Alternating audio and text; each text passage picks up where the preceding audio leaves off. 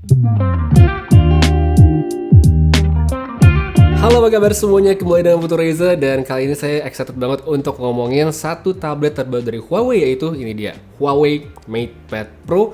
Sebuah barang premium yang begitu tipis, begitu ringan, punya spesifikasi yang menarik, harganya juga oke. Tapi pertanyaan besar tetap, apakah worth it untuk dibeli? Apakah seenak itu buat dipakai? Nah, itu dia yang kita bahas di video kali ini. Pertama, langsung aja saya ngomongin soal specs-nya. Huawei MatePad Pro di Indonesia itu hanya ada satu varian dengan chipset Snapdragon 870, RAM-nya 8GB, dan kapasitas penyimpanan 256.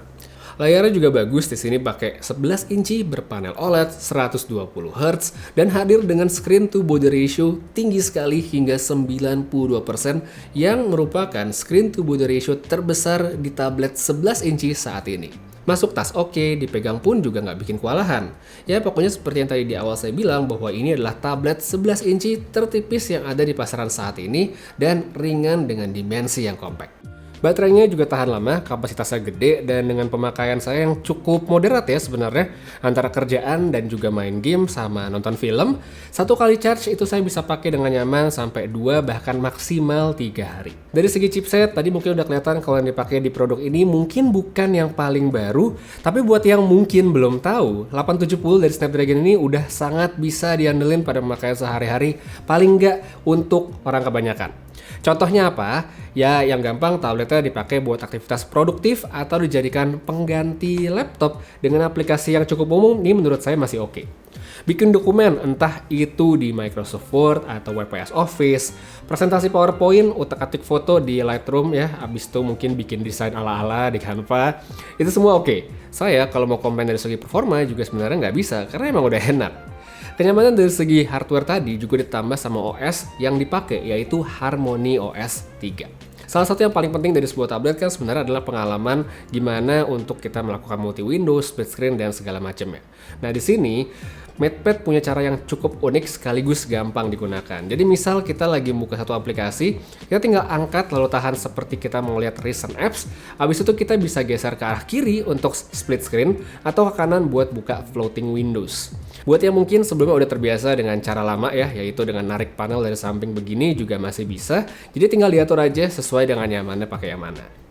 Fitur yang barusan saya bahas ini sebenarnya mendasar banget, tapi belum banyak dimaksimalin sama kebanyakan pengguna tablet. Jadi dengan dibuat mudah, caranya juga nggak cuma satu, harusnya bisa lebih dimanfaatin oleh pengguna MatePad.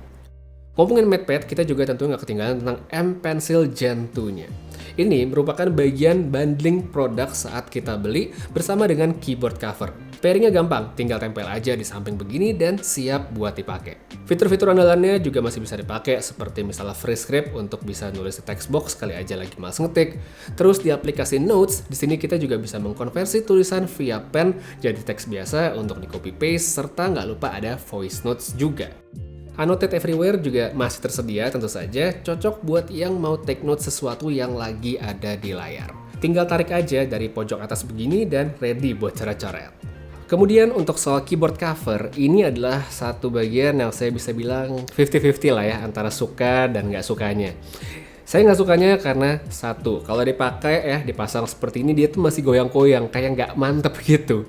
Habis itu yang kedua adalah karena tidak ada pilihan angle layar pas kita taruh di keyboard. Jadi kalau misalnya kita mau ngetik, ya udah satu aja kayak begini.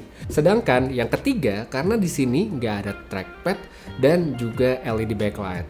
Hal minor ya mungkin, tapi kalau untuk sebuah tablet yang labelnya udah Pro, harusnya sebenarnya udah ada yang kayak gini-gini. Itu nggak sukanya. Nah, sukanya sebenarnya juga masih ada. Seperti key travel dari tombol-tombolnya tuh enak buat dipakai ngetik. Abis itu, karena keyboardnya terhubung sama tablet via Bluetooth, jadi ya pas dipakai ini bisa kita pisahin ya, jadi nggak harus nempel. Sedikit banyak ini agak ngebantu sih soal angle layar yang nggak bisa ada variasi tadi. Jadi misalnya saya pengen ngetik ya bisa saya agak jauhin dari keyboardnya supaya lebih nyaman di mata. Overall, kalau kita ngomongin soal produktivitas dengan atau tanpa pen, ini udah bagus, sedang kalau keyboard menurut saya ini adalah aksesoris yang wajib dipakai. Selain aspek produktif yang udah bagus ya, tadi saya udah ngomongin, entertainment atau hiburan juga sebenarnya makin baik meskipun belum 100%.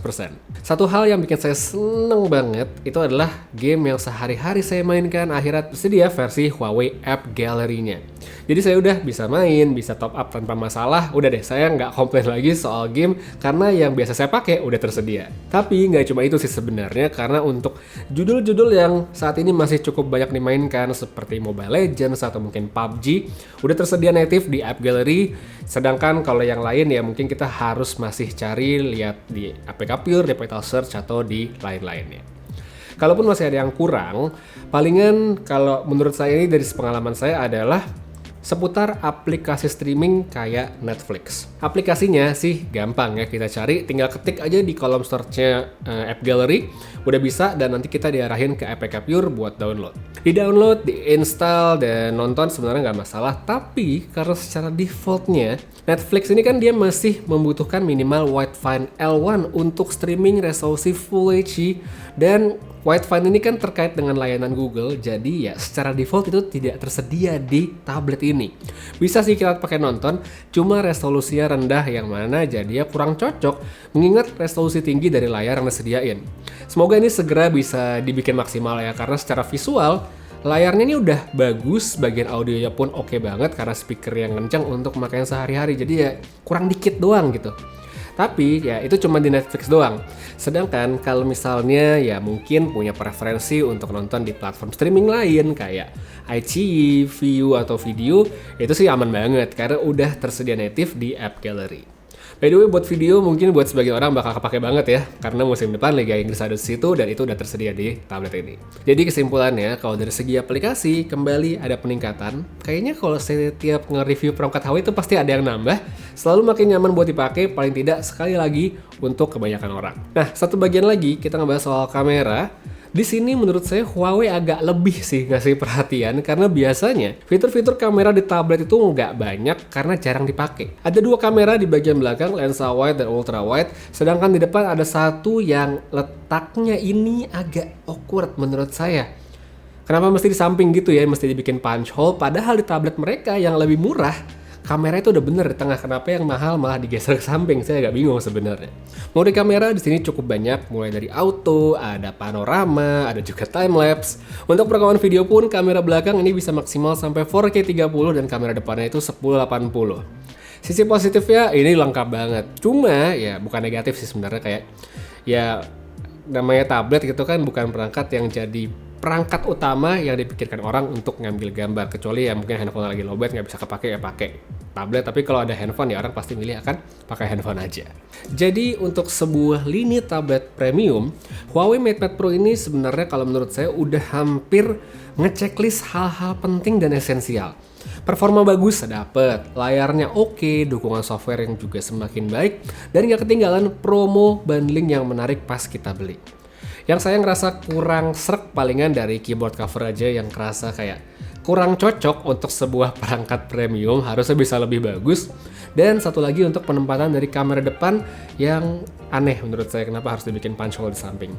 Sisanya udah sih oke. Jadi kalau kebetulan kamu sekarang udah pakai produk-produk Huawei seperti mungkin handphone atau mungkin laptop mereka, ya MatePad Pro ini bisa banget jadi pelengkap supaya ekosistemnya bisa saling ngebantu untuk produktivitas yang lebih baik. Untuk user baru pun juga menurut saya masih nyaman dengan syarat kita tidak membutuhkan aplikasi yang spesifik hanya bisa digunakan di Android maupun iOS. Kalau syarat tadi terpenuhi dan bisa memaklumi kekurangan tadi saya sebutkan, ya maka menurut saya ini adalah tablet yang oke banget untuk dipertimbangkan. Jadi kalau pengen tahu lebih lengkap atau mungkin mau langsung beli Huawei MatePad Pro, linknya saya taruh pada kolom deskripsi di bawah. Untuk sekarang kayak segitu aja dulu reviewnya tentang perangkat barunya Huawei. Makasih banyak nonton sampai habis, semoga bisa jadi referensi. Putri Reza pamit, sampai ketemu lagi di video berikutnya. Dan seperti biasa, have a nice day.